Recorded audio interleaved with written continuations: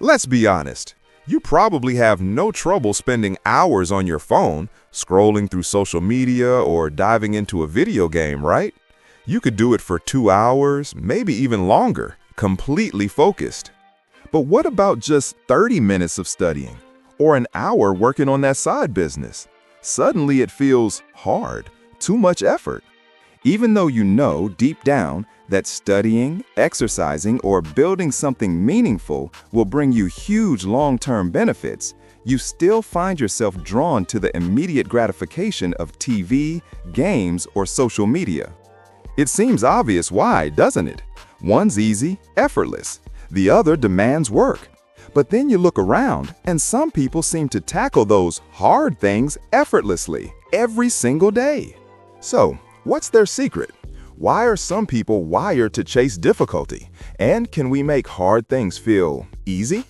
To understand this, we need to talk about a fascinating brain chemical, dopamine. Dopamine. It's often called the pleasure molecule, but that's not quite right. Dopamine is actually what drives our desire for things. It's that craving, that anticipation that gets us out of bed and makes us do stuff. To truly grasp its power, let's look at some remarkable experiments done on rats.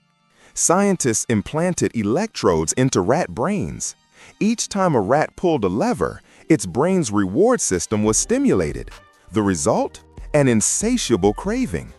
These rats would pull that lever endlessly for hours, ignoring food, ignoring sleep. They'd just keep pressing until they collapsed from sheer exhaustion.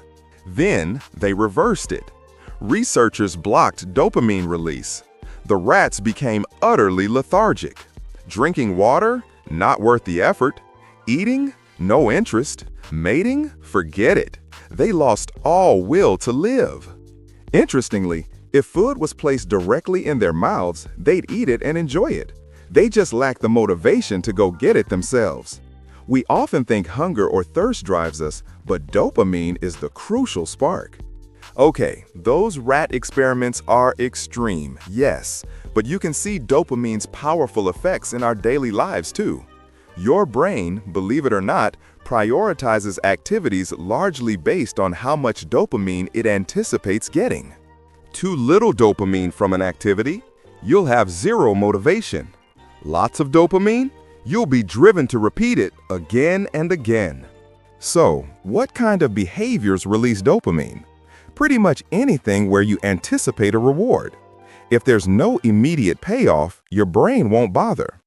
Think about comfort food. Your brain releases dopamine before you even take a bite because it anticipates pleasure. It doesn't even care if that food ultimately makes you feel worse. Your brain just wants more dopamine. A stark example is drug addiction. An addict knows their habit is harmful, yet all they crave is that next hit. Cocaine and heroin, for instance, flood your brain with unnaturally high amounts of dopamine, fueling intense cravings. Now, almost everything releases some dopamine, even a sip of water when you're thirsty. But the biggest surge comes from unpredictable rewards, like a slot machine. You keep pulling the lever, even if you're losing, because you anticipate that big win and you don't know when it'll hit. And here's the kicker. In our modern digital world, we're constantly, often unknowingly, flooding our brains with these unnaturally high dopamine hits. Scrolling social media, gaming, binge watching. With each interaction, we anticipate a reward. That's why we're constantly checking our phones, expecting that text or notification. We're essentially becoming those rats, endlessly pulling the lever for another dopamine surge. Now, you might be thinking, so what? It's not harming me. But you'd be wrong. Our bodies have a system called homeostasis. It's how we maintain a stable internal balance. Too cold? We shiver to warm up. Too hot? We sweat to cool down. Our body constantly works to keep things like temperature around 37 degrees Celsius or 98 Fahrenheit just right. But homeostasis also manifests as tolerance. Think of alcohol. A rare drinker gets tipsy quickly, but a regular drinker needs far more to feel the same effect. Their body builds tolerance. It's the same with dopamine. Your brain, trying to maintain balance, actually down-regulates your dopamine receptors. High dopamine levels become your new normal. You develop dopamine tolerance. This is a massive problem because suddenly activities that don't provide a huge dopamine hit just don't interest you anymore. They feel boring, less fun, less motivating. That's why video games and endless scrolling feel so much more appealing than studying or building your business. High dopamine activities give us that immediate rush, that comfort. Hard work, reading, they offer less. This is also why drug addicts struggle so much to readjust to normal life. Their tolerance is so extreme, normal can't compete. They become those lethargic rats, devoid of motivation without a strong dopamine hit. And it's not just drug addicts. Those addicted to gaming, social media, or other digital pleasures experience this too. Their tolerance rises, and suddenly they can't enjoy anything low dopamine. So what can we do? Is there a solution? Yes, it's called a dopamine detox. You've probably already guessed what it involves. Setting aside an entire day where you intentionally avoid all highly stimulating activities. The goal? Stop flooding your brain with dopamine and allow those receptors to reset, to recover. If you're battling drug addiction, please seek professional help. Your body likely has physiological and psychological dependence, and I wouldn't want you to experience extreme withdrawal symptoms. Back to the detox. For one full day, your mission is to have as little fun as possible. No internet, no phone, no computer. No music, no junk food. You're going to cut off all sources of external pleasure. You're going to embrace boredom. And trust me, you'll feel it. What are you allowed to do? Go for a walk. Meditate. Just sit with your thoughts. Reflect on your life, your goals. Write down ideas on actual paper, not your screen. It sounds intense, I know, but if you want radical results and you want them fast, you need radical action. So, why does this even work? Imagine eating every meal at the best restaurant in town. Those gourmet dishes become your normal. Offer you plain rice? You'd probably pass. It just wouldn't compare. But if you were stranded on a deserted island, starving, suddenly that plain rice looks incredible, doesn't it? That's the dopamine detox.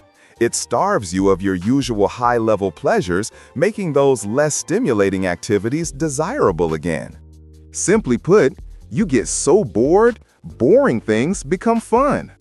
If a full day of radical detox feels too extreme, you can try a smaller version. Pick one high dopamine behavior, constantly checking your phone, gaming, binge-watching TV, junk food, and for one day each week, you completely avoid it. Just that one thing. Yes, you'll feel a bit bored, but that's precisely the idea. You're allowing your dopamine receptors to recover. And that boredom will push you to do other things you usually put off because they're low dopamine.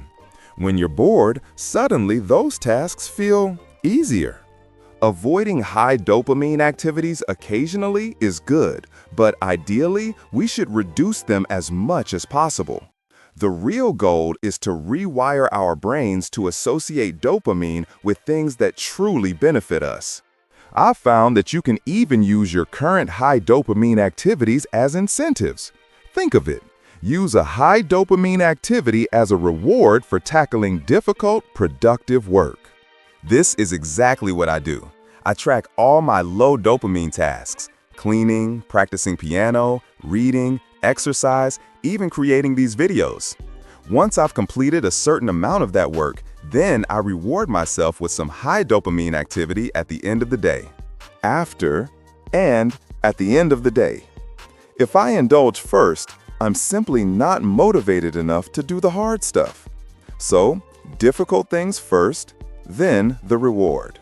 For example, for every hour of low dopamine work, I give myself 15 minutes of high dopamine activity at day's end. So, 8 hours of hard stuff gets me about 2 hours of fun stuff. These are my ratios, of course. Adjust them to fit you. If your high dopamine activity is genuinely damaging, don't use it as a reward. Find a healthier alternative that still feels motivating. My own guilty pleasure? The internet. I can get lost for hours. That's why I need this system to control it. And even with it, I still schedule full detox days. To wrap this up, making difficult things feel easier is possible. But when your brain is constantly swimming in dopamine, those low dopamine tasks just won't excite you. So, limit your phone and computer time, reduce other high dopamine behaviors. Trust me, it's absolutely worth it. If you're struggling with motivation, start a dopamine detox as soon as you can. Disconnect from those unnaturally high dopamine surges, or at least reduce your exposure drastically. Only then will everyday, low dopamine activities regain their sparkle, and you'll find yourself able to engage with them for longer. We're all dopamine addicts to some degree, and that's not bad. Dopamine is what pushes us to achieve, to improve, but it's your choice where you get your dopamine hits. Will it be from fleeting pleasures that don't serve you, or from working towards your long-term goals? The power is yours. If you found this helpful, please gently tap that like button. It truly helps the channel, letting the algorithm know to share this content with more people so they can start improving their lives too. Thanks for watching as always, and I hope this made you better than yesterday.